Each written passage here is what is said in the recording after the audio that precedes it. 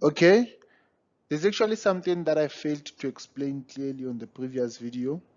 To say now, let's say for example, we have a Cartesian plane and then we want to find the angle of the resultant.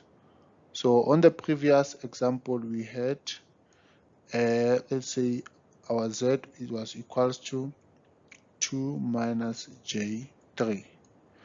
And then we had to say now this is 2 is here and then minus 3 is here. Minus 3. And then we had our resultant, it's 1. Okay, so the value of our resultant, it was how much? It was equals to the square root of 13.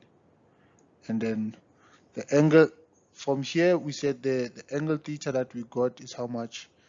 Actually, the reference angle is 56 point something, 56 point something. Okay, so now remember on your Cartesian plane, here is your starting point, which is going to be 0 degrees. So as you move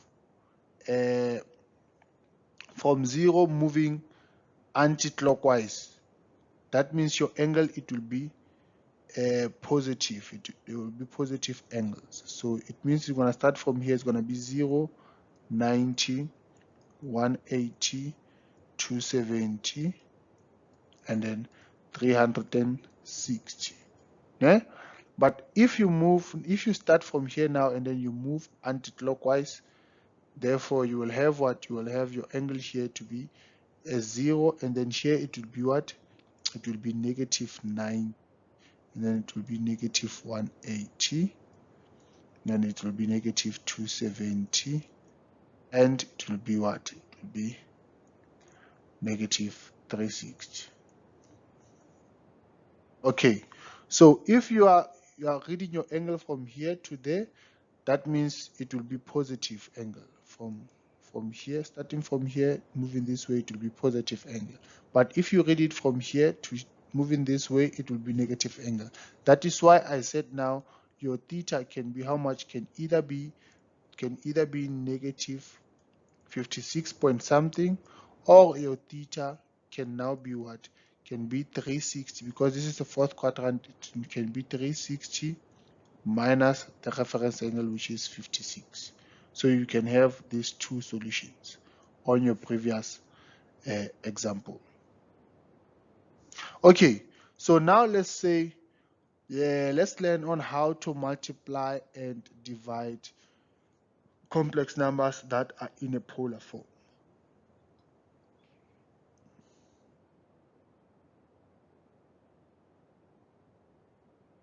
So let's say now, they say you multiply this, we have 3 at the angle of 30 multiplied by 4 at the angle of 20. So when you multiply complex numbers that are in a polar form, what you do, you multiply the coefficients. That means you're going to have what? You're going to have what? 3 multiplied by 4. But then on the angles, you're going to have to add the angles. So it's going to be 30 plus 20. So your final answer, it will be 12 with an angle of 50. So basically when you multiply the coefficients and you add the angles. So the same will apply to when you divide. Let's say for example now, you have to divide the same thing. Now you're dividing here. It's a division. So when you divide, you're going to have what? You're going to have 3 divided by 4. But here, remember, you're going to say what is going to be 30. When you divide, you subtract the angle. So it's going to be 30 subtract 20. So what you have as a final answer, it will be how much? It will be 3 over 4 at an angle of 10 degrees. Okay. So that is how you do what? That is how you simplify, or you multiply or divide your polar form. Okay. Let's say now they say you must find or simplify this problem here.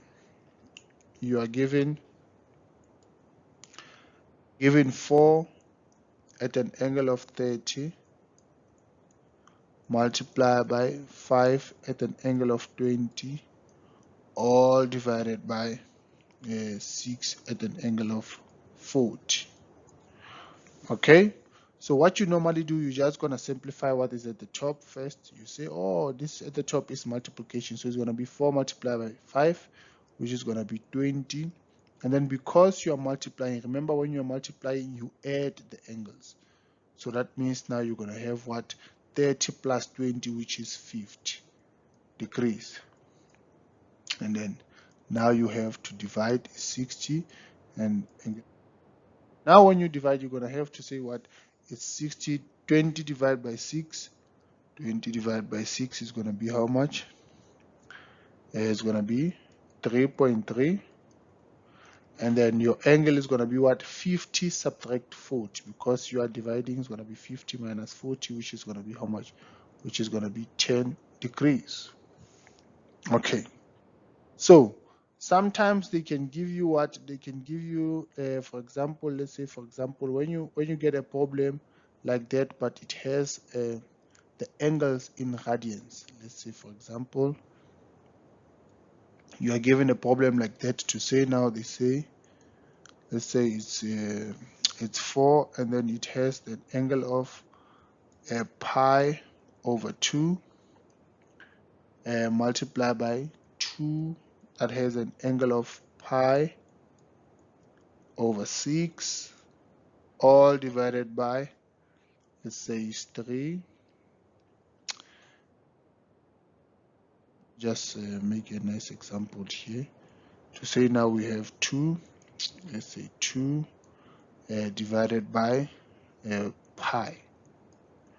Okay, first thing that you want to do, you want to identify or understand to say now your angles is in radians.